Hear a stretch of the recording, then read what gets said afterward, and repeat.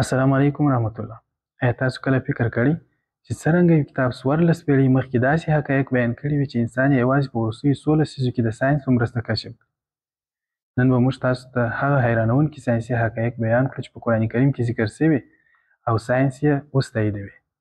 تر پایه زموږ سره پاتې شئ ځکه دا حقایق به تاسو حیران. لومړی د جنین پرمختګ. الله تعالی جل جلاله په سوره مؤمنین کې فرمایي بسم الله الرحمن الرحیم خلقنا النطفة علقة فخلقنا العلقة مضغة. د دې آیت په ژباړه کې الله تعالی جل جلاله فرمایي موږ د نطفې څخه علقه جوړه کړه او د علقې څخه مضغه. په دې آیت کې د جنین د ودې پړاوونه په سمه او دقیقه توګه ذکر شوي دي. ساینسپوهانو ثابته کړې چې په رحم کې د ماشوم جوړېدل دقیقاً د همدې مرحلو له لارې کېږي. لومړی سپرم او هګۍ یو ځای کېږي چې نطفه ورته ویل کېږي. بیا وینې ته ورته یو کوچنۍ ټوټه جوړېږي چې علقه ورته وایي او وروسته د ژوول سوي ټوټې په څېر شکل اخلي چې مضغه بلل کېږي. دا معلومات یوازې د مایکروسکوپ د اختراع وروسته د انسانانو لپاره څرګند شول. خو الله تعالی جل جلاله په قرآن کریم کې 1400 کاله مخکې د دې مرحلو یادونه کړې. دوهم، د سمندرونو ترمنځ پوله. الله تعالی جل جلاله په سوره رحمان کې فرمایي بسم الله الرحمن الرحیم مرج البحرین یلتقیان بینهما برزخ لا یبغیان. هغه دوه سمندرونه سره یو ځای کړه خو د هغوی ترمنځ پوله ده چې نه پرېږدي دوی سره ګډ شي. ساینسپوهانو وموندل چې ځینې سمندرونه سره نږدې دي خو د مالګینوالي، حرارت او کثافت د توپیر له امله د دوی ترمنځ یو نه لیدونکې کرښه یا هم پوله موجوده وي چې نه پرېږدي دوی سره ګډ شي. یو ښکاره مثال یې د مدیترانین او د اتلانتیک اقیانوس ترمنځ دی. دا کشف د سمندري علوم په پرمختګ سره وسو خو الله تعالی جل جلاله مخکې یادونه کړې وه په قرآن کریم کې. دریم، د غرونو ریښې. الله تعالی جل جلاله په سوره نبأ کې فرمایي بسم الله الرحمن الرحیم والجبال اوتادا او موږ غرونه د میخونو په څیر جوړ کړي دي.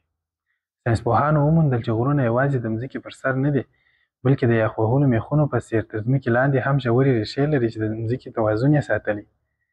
دا کشف د جیولوژي په پرمختللو تحقیقاتو کې ممکن شو خو قرآن کریم مخکې خبر ورکړی. څلورم، د اوسپنې نزول. الله تعالی جل جلاله په سوره الحدید کې فرمایي بسم الله الرحمن الرحیم وانزلنا الحدید فیه بأس شدید او موږ اوسپنه نازله کړه چې ستر قوت پکښې کې دی. ساینس وایي د اوسپنې اټومونه د مځکې په داخلي کیمیاوي تعاملاتو کې نشي جوړېدلی. د اوسپنې عناصر د لویو ستورو د چاودنو له امله په فضا کې خپرېږي او بیا د شهیدو ستورو د دوړو په شکل مځکې ته راځي. قرآن کریم د اوسپنې په اړه نازله کړه کلمه کارولې چې د دې حقیقت بشپړ تایید کوي.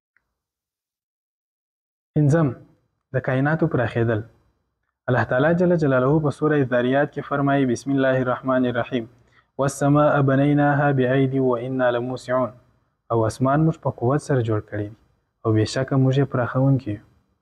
په 1929 میلادي کال کې ستورپوه اډوین هامبل د ټلسکوپ په واسطه وموندل چې کائنات په دوامداره توګه پراخیږي. دا یو له لویو کشفیاتو څخه و خو قرآن کریم دا حقیقت په اړه سلګونه کلونه مخکې خبر ورکړی و. دا ټول حقایق یوازې د هغه چا لخوا بیانېدای سي چې هغه د هر څه خالق وي. قرآن کریم نه یوازې دا چې د یو قوم بلکې د ټول بشریت لپاره لارښود دی. د دې هر څه په اورېدلو سره نه یوازې دا چې زموږ ایمان قوي کېږي بلکې